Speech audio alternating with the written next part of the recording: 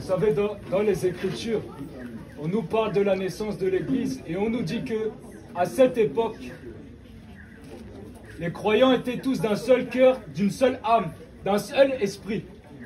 Vous allez m'excuser pour la voix si parfois ça capote.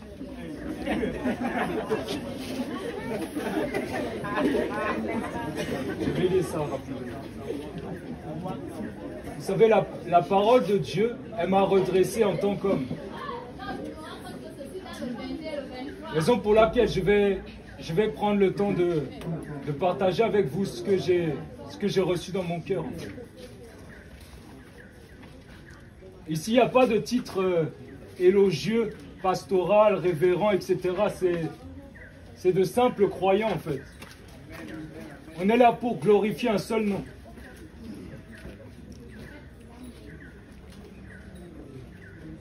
Donc moi, j'aimais Judith. Je l'aimais énormément. Comme toute sa famille. Je fais partie de sa famille. Je suis un fils adoptif de la famille Ekomo. Et c'est ça qui m'a amené au Cameroun. Je n'étais jamais venu en Afrique auparavant. C'est par la grâce de Dieu, je suis venu ici. Et Dieu m'a appris de grandes choses ici. Dieu m'a enseigné en fait. C'est pour ça que je me tiens devant vous ce soir. C'est pas la magie. C'est parce que le Seigneur a travaillé ma vie. Avant, j'étais un religieux. Vous savez ce que c'est qu'un religieux? C'est un auditeur oublieux, en fait. C'est quelqu'un qui fait des va-et-vient. Un coup, il va dans la Bible, un coup, il va dans les traditions. Le Seigneur m'a délivré de la religion, je vous assure. Ça fait mal, mais une fois que tu es libéré de la religion, tu commences à goûter au cœur du Père et ça te fait grand bien. Je vais dire ça.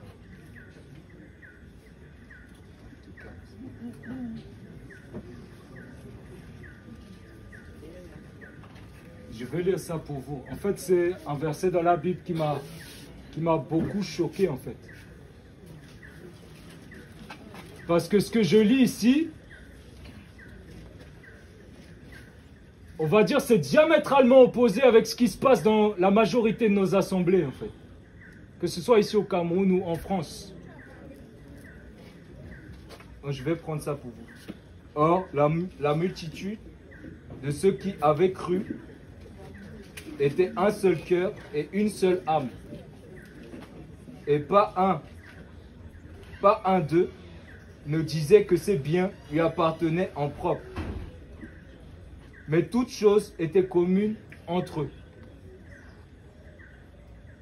Ce passage est tellement fort, je vais vous dire la vérité, j'en tremble en fait.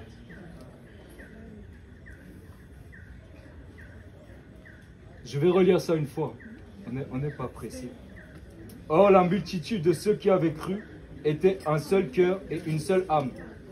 Et pas un d'eux ne disait que ses biens lui appartenaient en propre. Mais toutes choses étaient communes entre eux. Vous voyez, ici on parle de l'unité. Parce que le Seigneur n'a pas appelé son peuple à vivre autrement que par amour. Par amour pour lui, nous devrions, nous les chrétiens, nous aimer les uns les autres. Mais ce n'est pas ce qui se passe en réalité.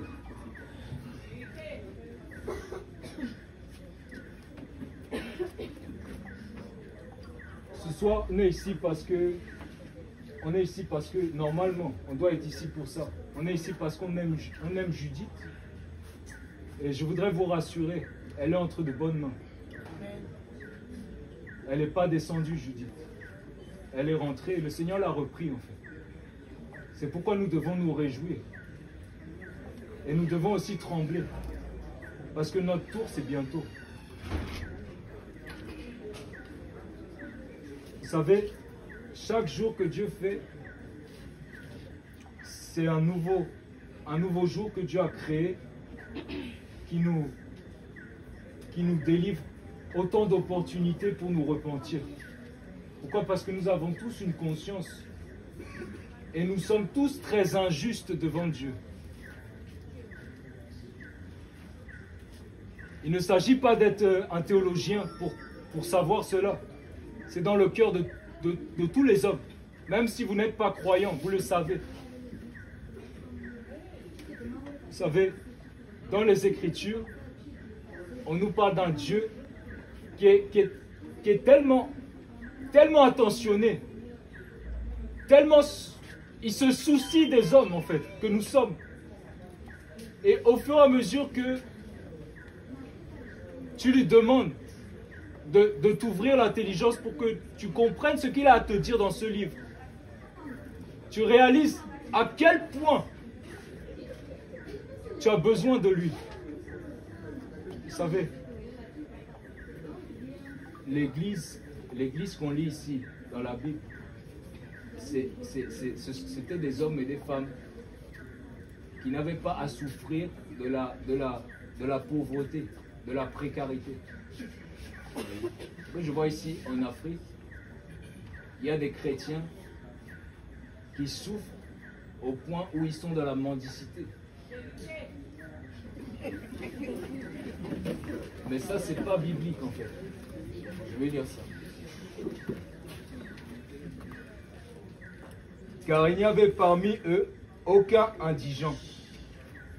Car tous ceux qui étaient possesseurs de terre ou de maisons les vendaient et ils apportaient le prix des choses vendues. Voyez, c'est une mentalité en fait. C'est une mentalité qui avait changé. Tous ces hommes-là n'étaient pas tombés du ciel, mais pourtant, leur mentalité n'était pas la nôtre en fait. Voyez.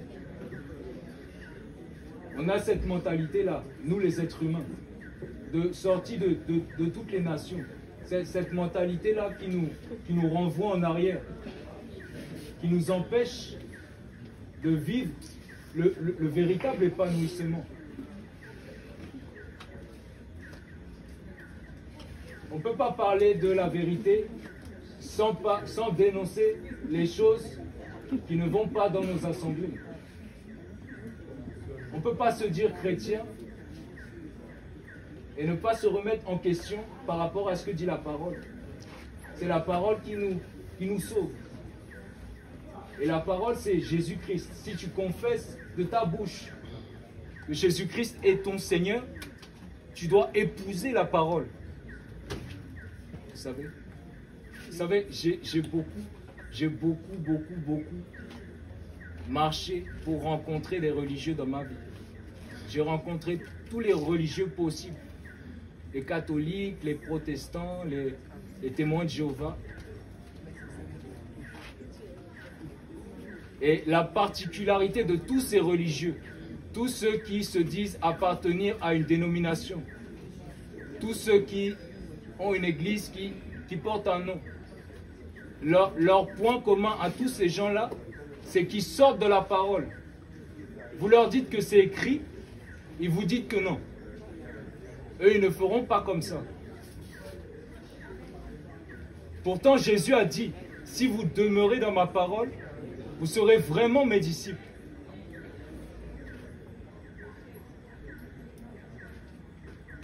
En fait, ce que je veux dire, c'est que, vous savez, Jésus-Christ, il ne nous a pas appelés à marcher dans la chair, d'être surpris, d'être dépassés par des situations. Il ne nous a pas appelés à vivre dans la dépression. Il ne nous a pas appelés à vivre dans d'atroces souffrances. Cette existence sur terre est tellement difficile. Pour vous comme pour moi, personne ici ne peut dire qu'il ne souffre pas. Pour une raison ou pour une autre. Si nous sommes là ce soir, c'est parce que nous souffrons.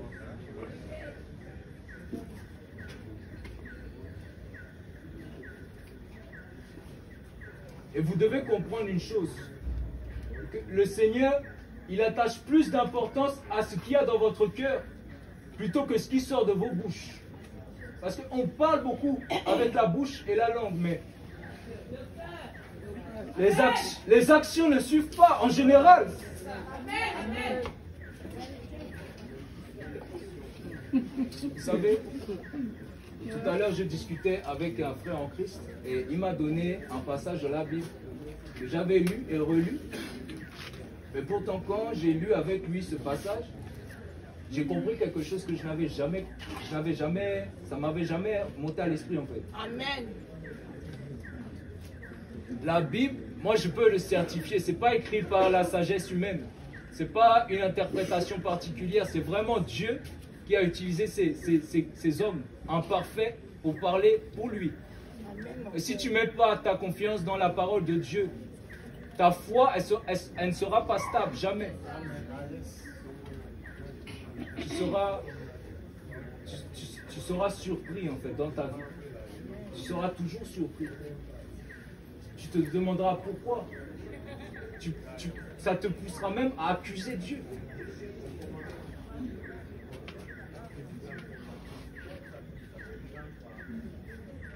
Donc il m'a donné Matthieu chapitre 3. Dans Matthieu chapitre 3, on parle du baptême en fait. On dit que dès que Jésus-Christ a commencé son ministère, il est allé se faire baptiser dans l'eau du Jourdain. Vous connaissez tous ce passage. C'est un passage que tout le monde doit connaître. En Afrique, au Cameroun, 60%, je peux estimer comme ça. Je ne pense pas être loin de la vérité. 60% des chrétiens en Afrique sont baptisés par aspersion. Quand je dis aspersion, ça veut dire baptisé étant petit enfant par les catholiques en fait. Je veux parler de ça pourquoi? Parce que tout a un sens. Quoi que vous fassiez, il faut que vous compreniez quel sens vous donnez à cet acte que vous posez. Et plus particulièrement quand il s'agit de ce qui concerne Dieu. Le baptême, c'est pour les hommes qui ont pris conscience qu'ils ont besoin d'aller vers Dieu. Parce que la Bible dit que c'est la demande faite à Dieu d'une bonne conscience, tout simplement. Mais la conscience, elle ne commence vraiment à nous réveiller à un certain âge. Ce n'est pas quand nous sommes des petits-enfants. Il faut un âge de raison, de maturité, pour comprendre que nous avons à suivre le Seigneur.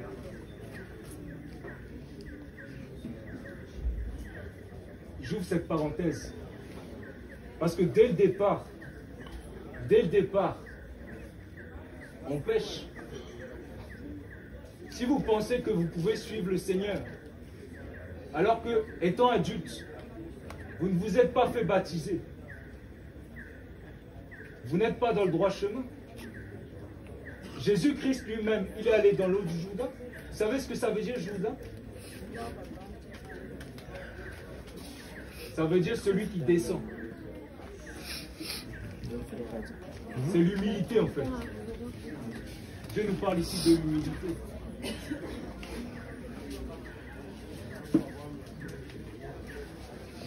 Donc, si je vous parle de ces choses, c'est parce que vous aussi, vous avez besoin d'éprouver cet amour. Vous avez besoin d'éprouver le véritable amour. Chaque jour que Dieu fait, vous le lui demandez. Il y a des choses que vous ne recevez pas. Il y a des choses que vous ne recevez pas. Il y en a vous recevez, il y en a vous ne recevez pas. Parce que vous n'êtes pas aligné avec ce que dit l'Écriture.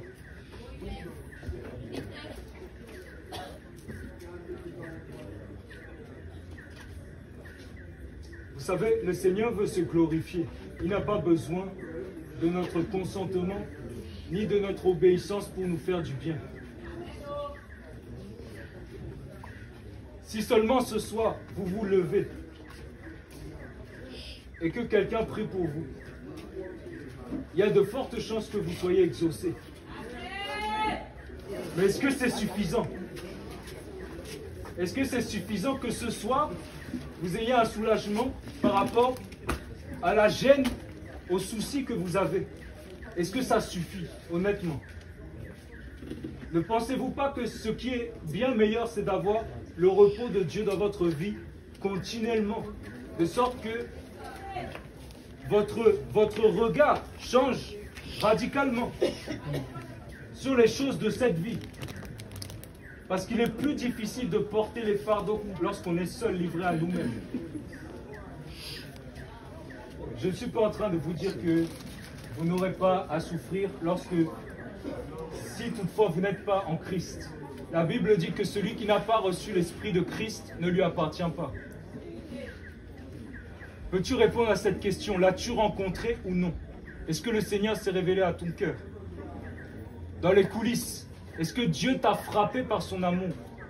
Est-ce que tu t'es senti une fois dans ta vie pénétré par cet amour si puissant et si vrai qui se vit mieux qu'il ne se raconte? Si tu peux répondre à cette question, si tu sais, je vous assure, il n'y a pas d'expérience plus bouleversante que celle-là. Vous savez, avant, je pensais que l'amour, c'était ce que m'avait donné ma mère. Mais quand Jésus m'a touché, j'ai compris que je ne connaissais rien à l'amour. Vous savez, il y a énormément d'enfants de Dieu qui servent le Seigneur, qui font des grands miracles et qui se détournent sans que vous puissiez comprendre pourquoi ces hommes-là sont tombés et se sont écartés de la vérité. Pourquoi? Parce que la ligne sur laquelle on se trouve quand le Seigneur nous sauve, c'est une ligne sur laquelle nous devons tenir. Et c'est au prix de grands combats. La Bible dit que le juste sera sauvé difficilement. Parce que c'est par bien des tribulations qu'il nous faut entrer dans le royaume de Dieu. C'est écrit dans la Bible. Que donc que vous souffrez dans ce monde parce que vous rejetez Dieu, vous allez obtenir quoi à la fin? Quand je dis rejeter Dieu, c'est rejeter sa parole. Vous savez très bien si vous en faites qu'à votre tête ou non. On ne peut pas se mentir à soi-même. Si vous savez que vous avez méprisé sa parole à un moment ou à un autre dans votre vie, vous savez, Dieu peut se servir d'un jeune, d'un petit enfant, pour vous reprendre, pour vous dire que non, ce que vous faites là, ce n'est pas bon. Dieu a dit dans sa parole. Peut-être vous n'avez pas écouté ce jeune, parce que vous estimez que vous êtes son aîné. Pourtant, c'est Dieu qui parlait à travers lui. Et parce que certainement vous n'avez pas écouté, vous êtes passé à côté d'une délivrance. Je ne parle pas forcément des démons qui peuvent habiter vos corps. Je parle surtout de l'intelligence spirituelle. Parce qu'on ne peut pas comprendre Dieu avec son intelligence. Voyez? Les hommes de ce monde sont intelligents. Ils font des études. Parfois occupent des postes à grande responsabilité. Mais quand vous regardez leur vie, ce sont des abrutis.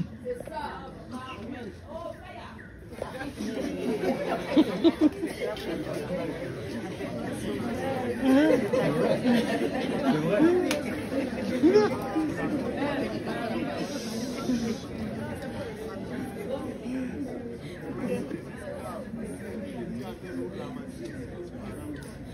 J'en connais dans ma famille en fait. Quelqu'un que j'admirais beaucoup en fait. Parce que il faisait les maths sup, maths p. Moi j'étais trop largué en maths, je disais mais quelle capacité il a. Et un jour j'ai appris qu'il avait trompé ma tante à plusieurs reprises. Et qu'il la battait. Et j'ai compris en fait que c'était pas quelqu'un d'intelligent finalement. Pourtant il avait des facultés intellectuelles avancées. Parce qu'aujourd'hui, je vous assure qu'il gagne très bien sa vie. Mais s'il meurt comme ça, il va où?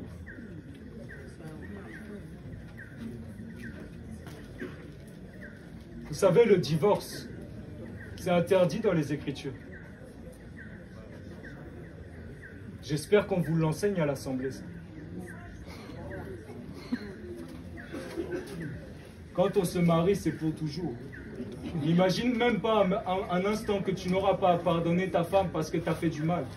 Si tu es marié à ta femme, tu dois lui pardonner. Mets tes genoux à terre, tu demandes à Dieu de répandre son amour dans ton cœur et tu vas y arriver.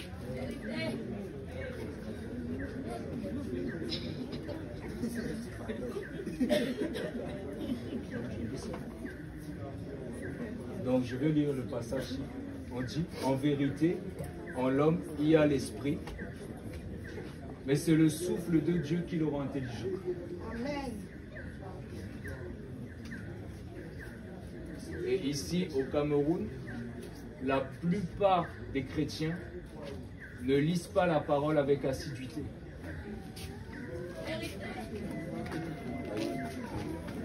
On nous a appris que la parole de Dieu, c'est un homme qui prêche pour nous. Depuis qu'on est enfant. Moi aussi, j'étais catholique. Je sais ce que c'est. Mais vous savez, les mouvements qu'on connaît aujourd'hui, le mouvement du christianisme, ils ont hérité des catholiques. Même s'il y a eu un mouvement de réveil à un moment ou à un autre. Dieu a suscité certains hommes pour dénoncer certaines hérésies dans l'église catholique. C'est vrai. Mais si vous regardez ces mouvements aujourd'hui, c'est Sodome et Gomorrhe. Parce que les gens sont retournés dans leur vomi. Ils ne se sont pas souvenus que ce mouvement avait eu lieu par la repentance. Vous savez, on peut être séduit très facilement si on est dans les sentiments. Ce que je veux vous faire comprendre là, ici, c'est que si tu acceptes dans ton cœur quelque chose qui n'est pas dans la Bible, tu vas te perdre. Ça va finir par te perdre. Ça peut avoir des répercussions sur ta vie. Tu n'imagines même pas à quel point. Parce que le Seigneur est très exigeant avec nous. Je vous ai donné ce passage tout à l'heure. Le Seigneur a dit, si vous demeurez dans ma parole. Il n'a pas dit d'en sortir. Vous savez, quand vous regardez le sens, quand on lit, parce qu'on lit, on se pose la question de savoir ce que ça veut dire, demeurer. Demeurer, c'est une position, en fait. Lorsque tu es assis, quelque part. La Bible dit que nous sommes assis dans les lieux célestes en Christ. Lorsque tu es assis, avant de pouvoir te déplacer, il va falloir que tu changes ta posture. Il faut que tu te mettes debout. Et ça nous parle. Parce que si tu es assis dans la parole de Dieu, ce sera difficile pour toi de te faire influencer, de te faire séduire par le malin. Parce qu'aujourd'hui, beaucoup font profession de connaître Dieu. Mais quand tu entends leur message, c'est un message centré sur les choses de cette terre. Ils vous parlent de la terre. Ils vous parlent de ce que vous allez recevoir. Salomon a eu beaucoup de richesses. Mais regardez où ça l'a mené. Est-ce que Dieu a vraiment l'intention de te rendre riche? Est-ce que tu penses que tu pourras le supporter?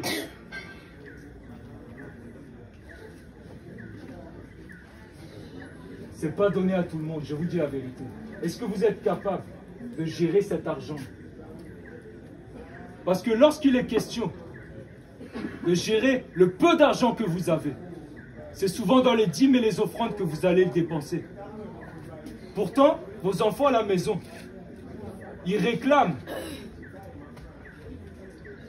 Mais c'est dans les poches des pasteurs que vous allez donner l'argent. Comment vous allez demander à Dieu de vous donner l'argent alors que vous ne savez même pas gérer le peu que vous avez?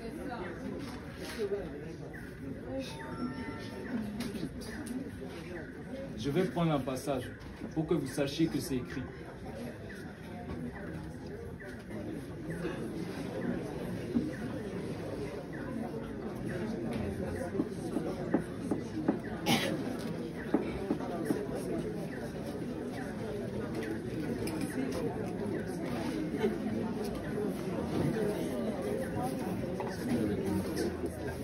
Non, mais c'est bon.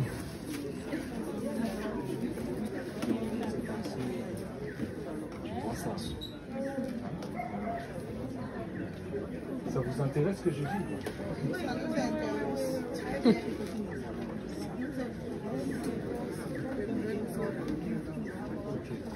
Mais si quelqu'un n'a pas soin des siens, et si quelqu'un ne prend pas soin des siens, et principalement de ceux de sa maison, il a renié la foi. Il est pire qu'un infidèle.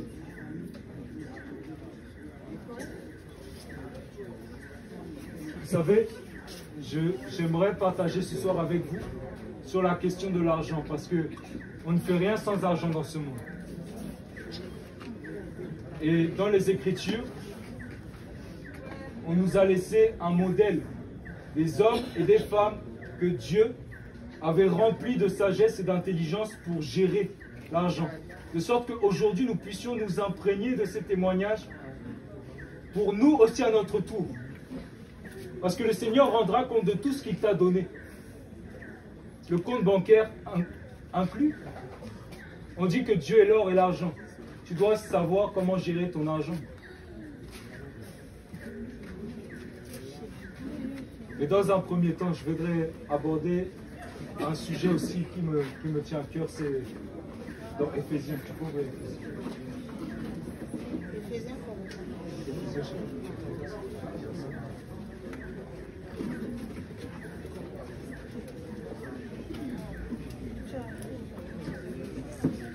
Je pense qu'ici, vous voulez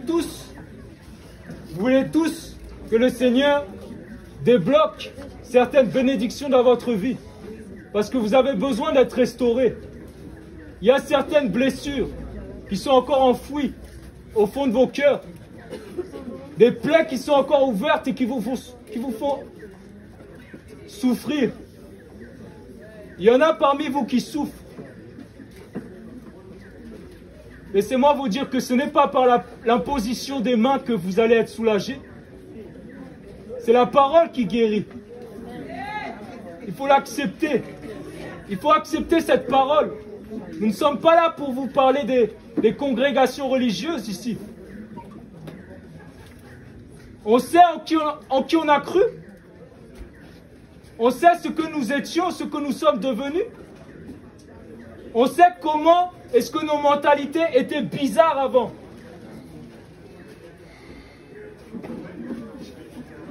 La repentance, c'est le changement de mentalité. Et la repentance, ce n'est pas seulement le jour de la conversion, c'est tous les jours. Parce que Dieu te fait évoluer par son esprit.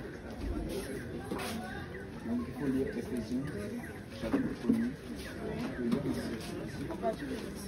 Verset 1er à 3. Éphésiens chapitre 1er à partir du verset 1 à 3, je lis au nom de Jésus. Paul, apôtre de Jésus-Christ, par la volonté de Dieu, aux saints qui sont à Éphèse et aux fidèles en Jésus-Christ, que la grâce et la paix soient données de la paix de Dieu, notre Père et du Seigneur Jésus-Christ. Béni soit Dieu, le Père de notre Seigneur Jésus-Christ, qui nous a bénis de toutes sortes de bénédictions spirituelles dans les lieux célestes en Christ. Amen. Amen.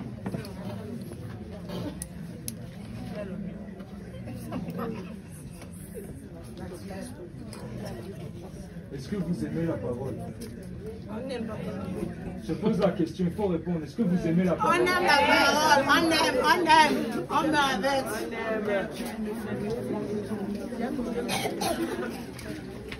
Donc ici l'apôtre Paul s'adresse aux chrétiens d'Éphèse, l'église d'Asie en fait. Et regardez comment il les appelle. Là j'ouvre une parenthèse. Regardez comment sont appelés les chrétiens à Éphèse là-bas. Comment il les appelle? Il les appelle les saints. En fait, je fais allusion parce que pour la religion, les saints, ce sont ceux qui sont morts et qui ont été canonisés.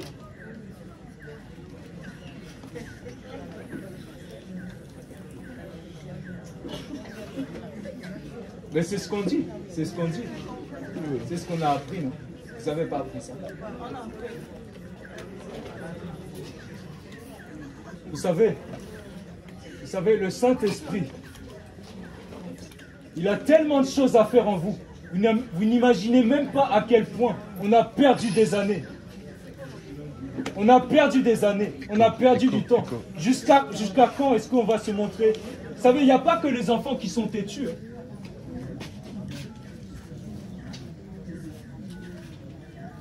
La tétutesse, c'est une maladie. Je vous assure, c'est compliqué.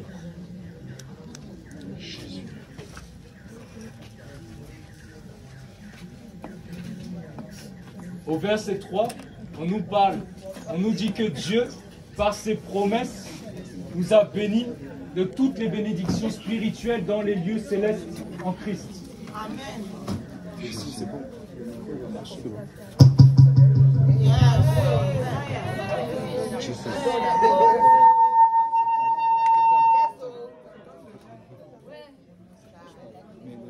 La machine elle a un souci. Elle a un souci. C'est d'allumer. Non, c'est ici. Le micro, c'est que ici. Tu vois, ça marche pas. C'est pas évident. Vas-y, vas-y. Voilà.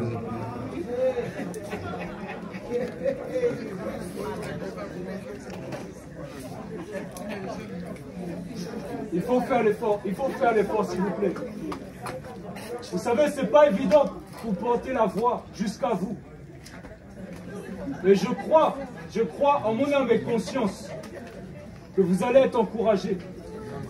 Faites l'effort d'écouter encore.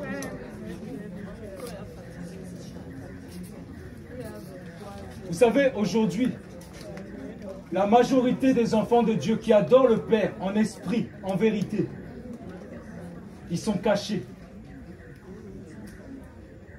C'est pas qu'ils ont honte, hein. C'est pas ce que je dis. Ils sont cachés. Parce qu'ils réalisent à quel point le monde est méchant. Ils réalisent à quel point l'homme est hypocrite. Ils réalisent à quel point l'homme est faux. Parce que ce ne sont pas tous ceux qui disent Seigneur, Seigneur. Vous savez, je vais vous donner une statistique. 90% des églises chrétiennes en Afrique sont paganisées. 90% des assemblées sont investies par Satan. Et je crois que je suis encore en dessous. En fait.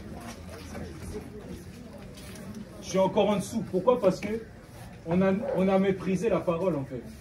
On pense qu'avec Dieu, c'est notre copain en fait. Il y en a qui disent que voilà, chacun sa relation avec Dieu. Pourtant la parole c'est pour tout le monde. Il n'y a pas un être humain sur terre qui n'est pas concerné parce que Dieu commande, ordonne de faire. On doit tous se plier, s'humilier. Déjà parce que c'est par grâce qu'on peut rétablir le contact avec lui. C'est par grâce qu'on peut recevoir son amour. Je vous assure cette parole. Il faut que vous la chérissiez dans vos cœurs.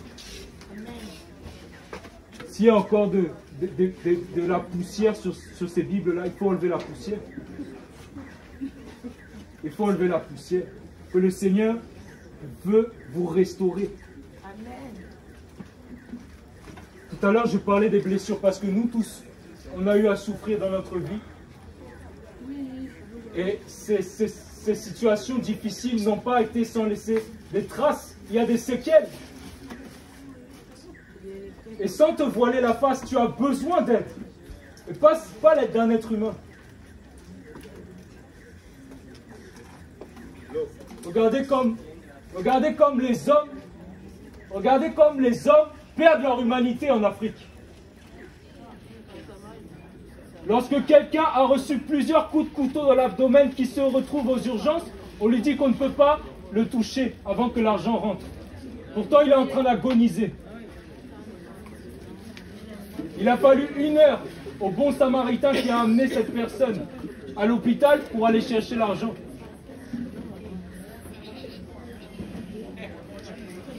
Vous pensez qu'un médecin digne de ce nom, il ne devrait pas s'inquiéter de la santé de son patient avant de s'inquiéter de l'argent-monnaie?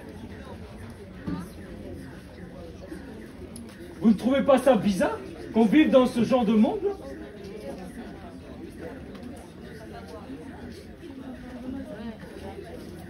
On va parler des bénédictions ce soir et on va aussi parler des malédictions.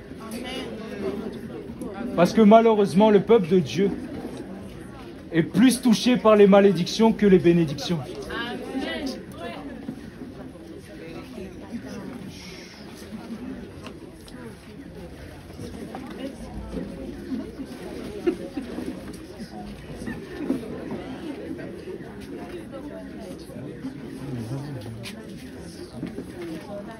La parole est libre.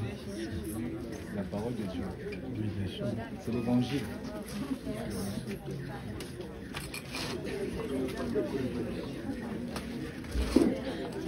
Vous savez, Jésus-Christ, soit vous en tombez amoureuse, je parle même aux hommes ici parce que la Bible dit que l'Église c'est l'épouse de Jésus. Soit vous tombez amoureuse de Jésus-Christ, soit vous servez quelqu'un d'autre. Soit vous êtes amoureuse du Seigneur, soit vous êtes sur le côté. Et ce qui est important pour nous de faire, c'est de chercher à reconstruire ce qui a été défait, ou bâtir une relation avec le Seigneur. C'est de ça dont il s'agit. Parce que nous ne sommes pas de bons gestionnaires de nos vies quotidiennes. Nous ne sommes pas véritablement de bons gestionnaires. Nous avons trop de défaillances. Nous commettons trop d'erreurs.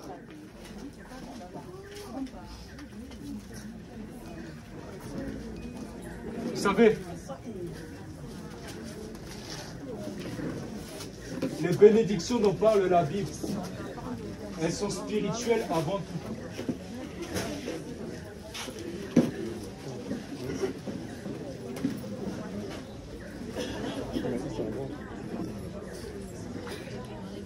Je pense que ici,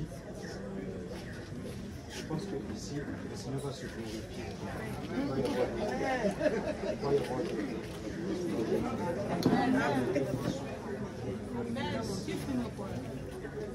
Sœur, tu es baptisée.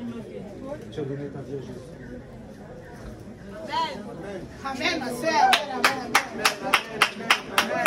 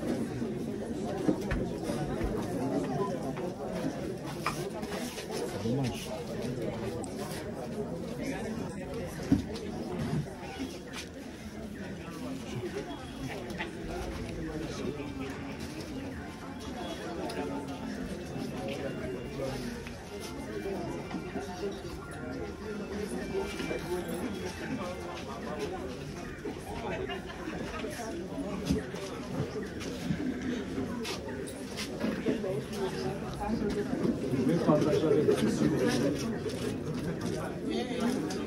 Vous savez,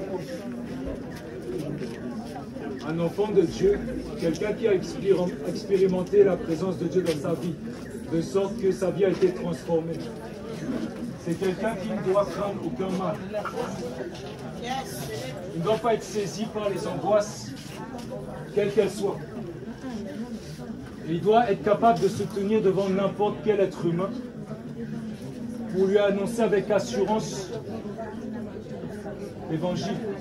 Il y a ici parmi nous, il y a des chrétiens qui ont peur des sorciers.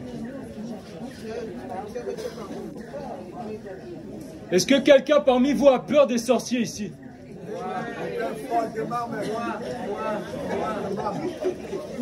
C'est bien, merci. Vous savez, il ne faut pas avoir honte. Il ne faut pas avoir honte. Mais c'est seulement l'humilité. Comme ce bien-aimé ici. Il est humble. C'est pourquoi il a reconnu. La Bible dit que Dieu résiste aux orgueilleux. Il faut reconnaître son état. Vous savez, le chrétien, un enfant de Dieu qui est converti, c'est quelqu'un qui ne peut pas être atteint par la sorcellerie. Vérité. Elle ne peut pas le toucher. Vérité, papa. Il y avait je vais vous raconter un témoignage. Il y avait une famille en Tunisie. Une famille qui était dans la haute sorcellerie. Des parents qui avaient consacré tous leurs enfants. Depuis le ventre de leur mère, ils étaient consacrés. Et un jour, le dernier de la fratrie, il est sorti du ventre de sa mère. Il était dans le berceau. Et le grand-père, le chef du village, il est venu voir le père de cet enfant pour lui dire que cet enfant, tu ne me l'as pas encore donné. Pourtant, le père lui a répondu que si, depuis qu'il est dans son ventre. Mais le grand-père a insisté, il a dit que non, il n'est pas encore à moi. Laisse-moi l'approcher. Quand il est entré dans la chambre de l'enfant, il y a un rideau de flammes de feu qui s'est dressé autour du berceau de l'enfant. Il n'a pas pu approcher cet enfant. Vous savez, cette famille dont je parle ici, c'était des musulmans. Ils étaient dans l'islam. Ils ne connaissaient pas Jésus-Christ. Quand le grand-père est sorti de la chambre de l'enfant, effrayé, apeuré par ce qui venait de se passer, il a dit au père, cet enfant, il est chrétien. Son père lui a répondu, mais comment il est chrétien? C'est un musulman. Le grand-père a dit, je ne peux rien faire pour lui. Parce que dès que le Seigneur t'a appelé et que tu as été rendu sensible au message de l'Évangile, le Seigneur a mis sur toi sa main, de sorte qu'aujourd'hui tu as encore envie. Tu n'as pas terminé. Le Seigneur a préparé d'avance des œuvres pour toi. Il y a des grandes choses que le Seigneur va faire avec toi. Laisse-moi te dire que nous tous, on a un cœur qui est fragile. Mais tu dois savoir une chose, si tu crains Dieu, véritablement, si ta conscience ne t'accuse pas, si tu ne pèches pas volontairement, ils ne pourront rien te faire. Assois-toi avec eux, mange avec eux. Prêche-leur la parole. Dieu aime le sorcier. Et comment est-ce qu'il va manifester de son amour si tu le fuis? Il veut se servir de toi. Vous savez, la parole est claire. Proverbe chapitre 26 nous dit que la malédiction sans cause n'atteint pas. La malédiction sans cause n'atteint pas. Tu ne peux pas être maudit si tu as la crainte de Dieu. Ça n'existe pas, c'est écrit dans aucune Bible.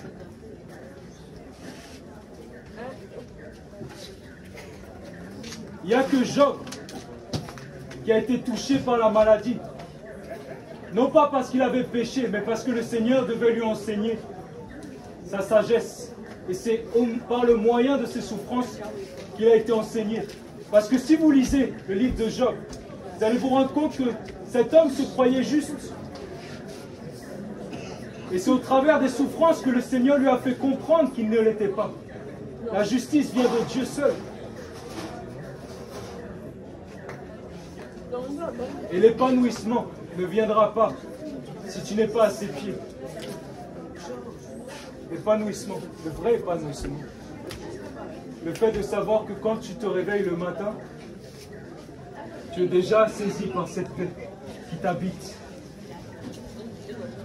Quand tu te couches le soir, tu n'as aucune inquiétude.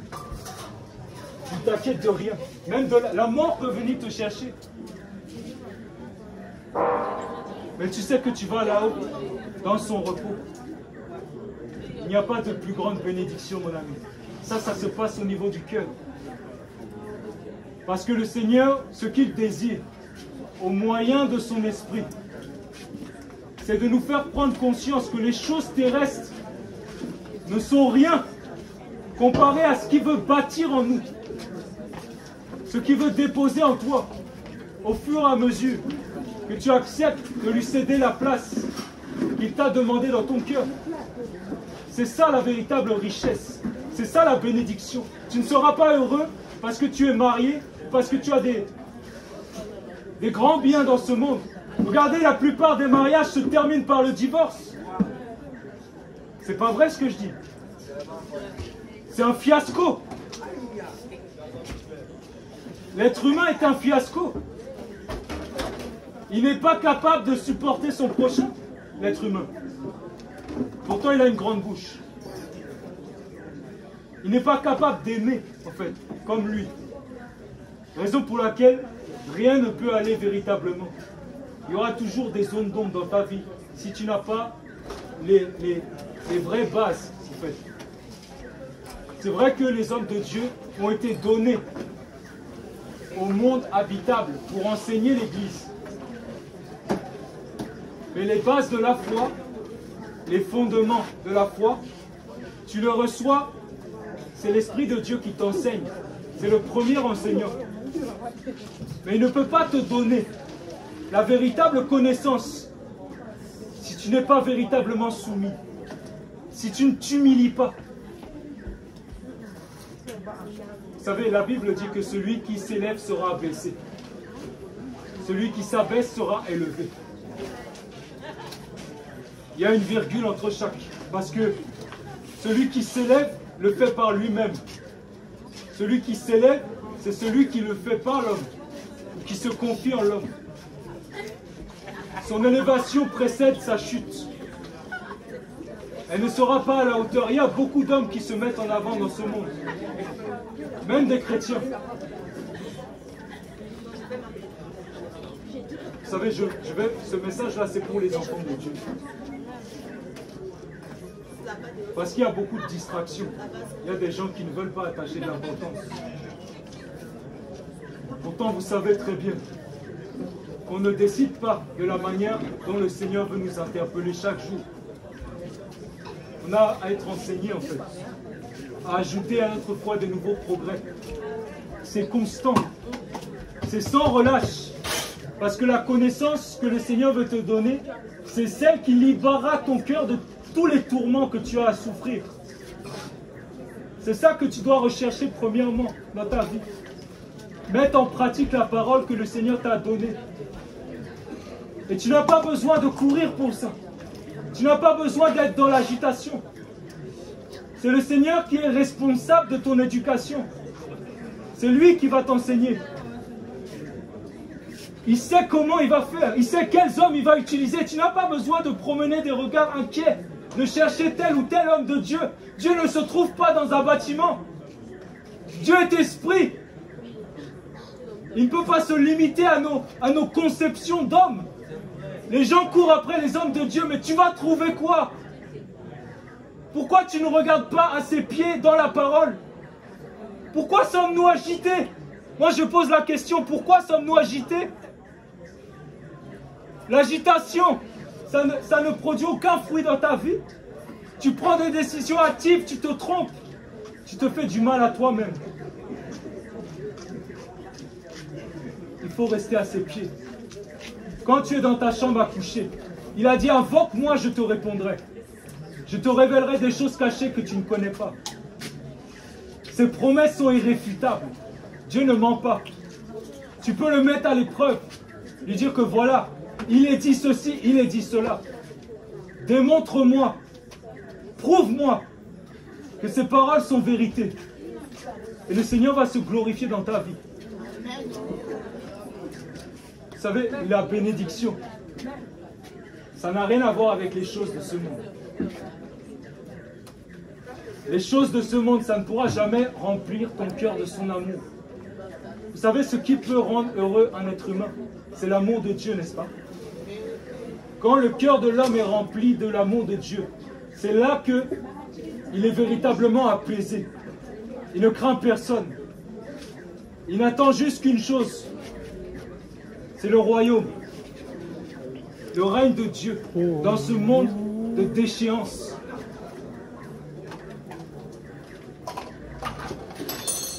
Et vous savez, pour que l'amour du Père Céleste remplisse nos cœurs, il faut que nous mettions en pratique sa parole. Mais pour cela, il faut que nous sortions de notre ignorance. Et il y a beaucoup d'enfants de Dieu en Afrique qui ont été enseignés par la religion. Raison pour laquelle il y a beaucoup de choses qu'il faut mettre en lumière. L'Esprit de Dieu, il ne te laissera jamais seul.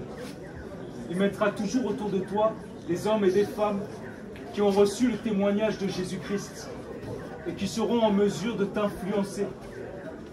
De sorte que jamais plus tu ne régresseras. C'est la parole de Dieu qu'il faut serrer dans son cœur. C'est la parole de Dieu qu'il faut mettre en pratique.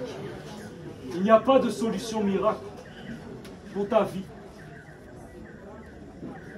C'est vrai que Dieu utilise les hommes pour prier, pour imposer les mains. Mais ce n'est pas une fin en soi. Parce que si ton cœur n'est pas véritablement disposé, ta bénédiction, elle ne produira pas le succès durable dans ta vie. Tu comprends ce que je veux dire? Avec Dieu, c'est une course d'endurance en fait. Tu ne dois pas être pressé. Il y a beaucoup de gens qui sont pressés. Parce qu'ils s'imaginent que leurs besoins actuels ne peuvent pas être mis à plus tard. Voyez? Alors que le Seigneur doit être ta suffisance. Si tu l'as connu tel qu'il est, tu ne dois plus souffrir du besoin que tu éprouves. Parce que pour les besoins essentiels, il est toujours là à tes côtés. Vous savez, quand j'ai donné ma vie au Seigneur, je me suis retrouvé loin de chez moi. Et je n'avais pas de ressources. Je ne travaillais pas, je cherchais du travail, je n'en trouvais pas. Et je me suis alors posé la question, comment est-ce que je vais pouvoir manger? J'ai même dormi dehors. Mais il ne s'est pas passé un seul jour sans que j'ai de quoi manger. Parce que Dieu a touché le cœur des humains pour me venir en aide quand j'en avais besoin. Et je ne les ai pas attendus. Ils sont venus sans que je ne les appelle, me proposer de l'aide. Mais ce qui compte aujourd'hui pour moi, et je rends témoignage de cela, je suis prêt à accepter toutes sortes de situations. La seule chose que je ne veux pas perdre, c'est mon intimité avec le Seigneur. Je sais que même si demain il me retire ce qu'il m'a donné, je n'aurai pas à souffrir. Parce que la parole de Dieu dit que Dieu ne peut pas t'éprouver au-delà de tes forces.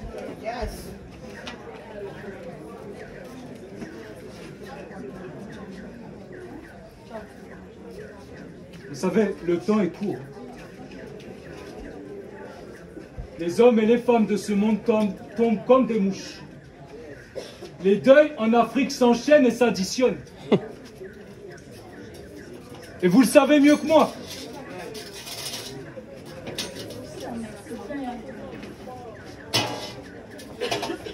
Mais je vous pose la question. Qu'est-ce qu'il y a de plus important que d'acquérir le salut pour ton âme? Ne sais-tu pas que tu vas y passer? Si tu meurs aujourd'hui, est-ce que tu as l'assurance que tu vas au ciel? Parce que depuis toutes ces années, tu fais la sourde oreille. Tu ne veux pas écouter la parole de Dieu.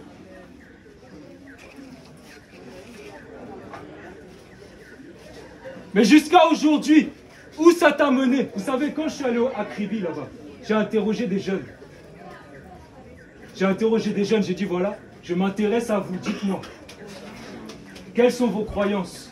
En quoi est-ce que vous avez mis votre confiance? Ils m'ont répondu avec spontanéité, ils m'ont dit moi, c'est les eaux. Moi, c'est la tradition de mes parents, les eaux. Et je posais la question, mais est-ce que la sirène des eaux a mis la paix dans ton cœur, mon ami? Il ne savait pas quoi me dire parce qu'il ne connaît pas la paix du cœur. Je parle de la paix qui vient de Dieu. Cette paix qui surpasse ton entendement d'homme parce que tu ne comprends pas à quel point elle te fait du bien. Je lui ai posé alors la question, mais regarde ta situation. Regarde les gens qui souffrent autour de toi parce qu'il m'avait témoigné. Dans sa famille, beaucoup souffrent du diabète. Mais lorsque tout va mal, ce n'est pas à ses fétiches qu'il peut s'adresser pour trouver la solution miracle. Vous savez, quand on regarde, Dieu promet dans sa parole le succès durable. Il ne va pas forcément te donner ce que ton cœur désire, mais il va te donner ce qu'il estime être bon pour toi.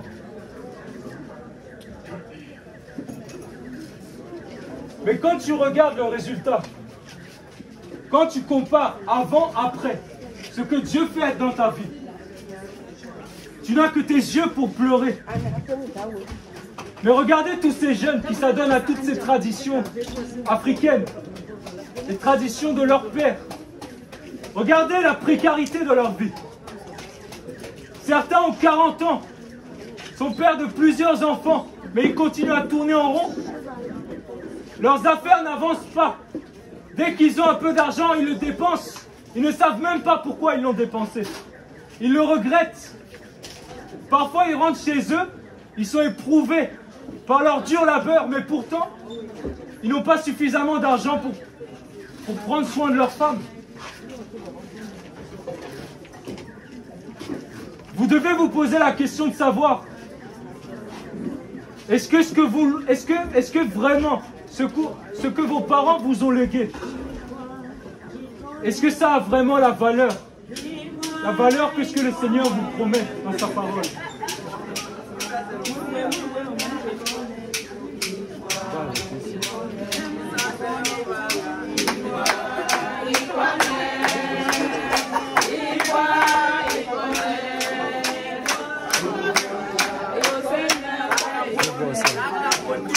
Je vais boire l'eau.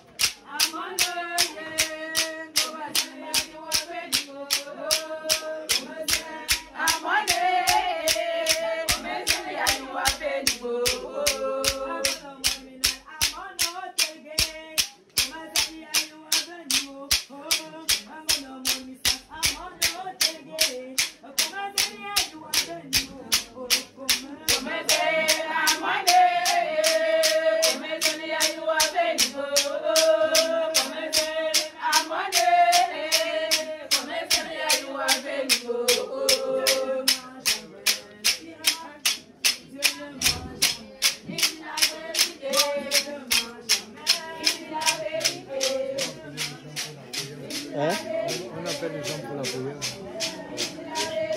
On laisse. Mais toi, c'est aussi.